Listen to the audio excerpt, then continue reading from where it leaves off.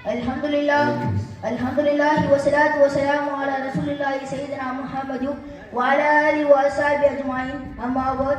Qala Allah Ta'ala fil Qur'anil Azim. A'udhu billahi minash shaitanir rajim. Bismillahir rahmanir rahim. அளவற்ற அருளாளன் நிகரற்ற அன்புடையோன் வல்லோன் அல்லாஹ்வின் திருநாமத்தால் ஆரம்பம் செய்கின்றேன். சாந்தியும் சமாதானமும் எங்கள் உயிரினம் மேலான கண்மணி நாயகம் ரசூலுல்லாஹி ஸல்லல்லாஹு அலைஹி வஸல்லம் அவர்களின் மீது, பரிசுத்தமானவர்களின் குடும்பத்தார்களின் மீது, உன்னதமாக அவர்களின் தோழர்கள் மீது உண்டாகட்டுமாக. மாணவர்களின் பேச்சுத்திறனை வளர்க்க வேண்டும் என்ற உயர்ந்த நோக்கத்துடன் ஆரம்பிக்கப்பட்ட இந்த மன்றத்தில் உண்மையான முக்மின் என்ற தலைப்பில் நான் பேச வந்திருக்கிறேன். நாம் வாழ்கிற வாழ்க்கை வெற்றி தோல்வி லாப நஷ்டம் இன்பம் துன்பம் என அத்தனை அம்சங்களும் கலந்த வாழ்க்கை. மனித வாழ்க்கையில் மகிழ்ச்சியும் கவலையும் மாறி மாறி வரும். எந்த மகிழ்ச்சியையும் பார்க்காமல் கவலைகளில் மட்டுமே மூழ்கி போனவனும் கிடையாது. எந்த கவலைகளும் இல்லாமல் மகிழ்ச்சியில் மட்டுமே மூழ்கி போனவனும் கிடையாது. இரண்டும் கலந்த கலவைதான் மனித வாழ்க்கை. கவலைகள் இல்லாத எந்த உயிரும் உலகத்தில் கிடையாது. பிறப்பு முதல் இறப்பு வரை மனித வாழ்க்கையில் கவலைகள் இருந்து கொண்டேதான் இருக்கும்.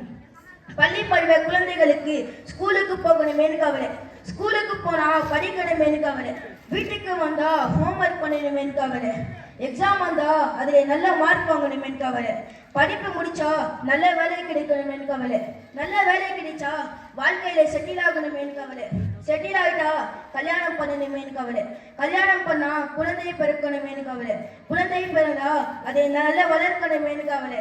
இப்படி கவலைகள் நம்ம விடாது துரத்தி கொண்டுதான் இருக்கும். இறுதி வரை வாழ்க்கை இப்படி இருக்க வேண்டும் என்ற கவலை சிலருக்கு, இறுதி வரை வாழ்க்கை இப்படியே இருந்து விடுமோ என்ற கவலை சிலருக்கு. கவலையின் விதங்கள் அதன் ரூபங்கள் மாறுபடலாமே தவிர கவலையை விட்டு உலகில் யாரும் தப்ப முடியாது. கவலைக்கான காரணங்கள் மனிதருக்கு மனிதர் வித்தியாசப்படலாமே தவிர கவலையை விட்டு கவலை இல்லாத எந்த மனிதையும் பார்க்க முடியாது. ஆனால் இப்படி மனித வாழ்க்கையில் கவலைகள் அதிகம் இருந்தாலும் அதை இறைவன் விட்டு விடுவதில்லை. அவ்வப்போது சந்தோஷங்களையும் தருகிறான். என்னடா இப்படி ஆயிடுச்சு நினைக்கிறதுக்குள்ள ஒரு சந்தோஷமான விஷயம் நடக்கும். அந்த சந்தோஷத்திலிருந்து வெளிவரத்துக்குள்ள ஒரு கவலையான விஷயமும் நடக்கும். சந்தோஷமும் கவலையும் மாறி மாறி வரும். இப்படிப்பட்ட நிலையில் நாம் எப்படி நடந்து கொள்ள வேண்டும் என்பதை சிந்திக்க கடமைப்பட்டு இருக்கிறோம். சந்தோஷம் வரும்போது எப்படி நடக்க வேண்டும், கவலை வரும்போது எப்படி நடக்க வேண்டும் என்பதை சிந்தித்து பார்க்கணும். சந்தோஷம் வரும்போது நாம் துள்ளி குதித்துகிறோம், கவலை வரும்போது தோன்றி விடுகிறோம். இரண்டும் தவறானது என்று இஸ்லாம் சொல்லுகிறது. சந்தோஷத்தில் நிதானத்தை கடைபிடிக்க அல்லாஹ்வுக்கு சுக்ர் செய்ய வேண்டும். கவலையில் பொறுமையை கடைபிடிக்க வேண்டும். இதுதான் ஒரு முஸ்லிமின் தன்மை. நபி ஸல்லல்லாஹு அலைஹி வஸல்லம் அவர்கள் கூறியார்கள், ஒரு முக்மினுடைய விஷயம் எனக்கு ஆச்சரியமாக உள்ளது. அவனுக்கு நடக்கிற எல்லா விஷயமும் அவனுக்கு நல்லதாக ஆகிறது. அவனுக்கு ஏதாவது சந்தோஷமான விஷயம் நடந்தால் அப்போது அல்லாஹ்வுக்கு சுக்ர் செய்கிறான். அதுவும் அவனுக்கு நல்லதாக ஆகிவிடுகிறது. அவனுக்கு ஏதாவது துன்பம் ஏற்பட்டால் அப்போது பொறுமையாக இருக்கிறான். அதுவும் அவனுக்கு நல்லதாக ஆகிவிடுகிறது என்று இந்த ஹதீஸில் நபி ஸல்லல்லாஹு அலைஹி வஸல்லம் அவர்கள் கூறுகிறார்கள். சந்தோஷம் வந்தால் அல்லாஹ்வுக்கு சுக்ர் செய்ய வேண்டும், கவலை வந்தால் பொறுமையாக இருக்க வேண்டும். இதுதான் ஒரு உண்மையான முஸ்லிம், உண்மையான முக்மின் என்ற இந்த ஹதீஸின் மூலம் நபி ஸல்லல்லாஹு அலைஹி வஸல்லம் அவர்கள் கூறுகிறார்கள்.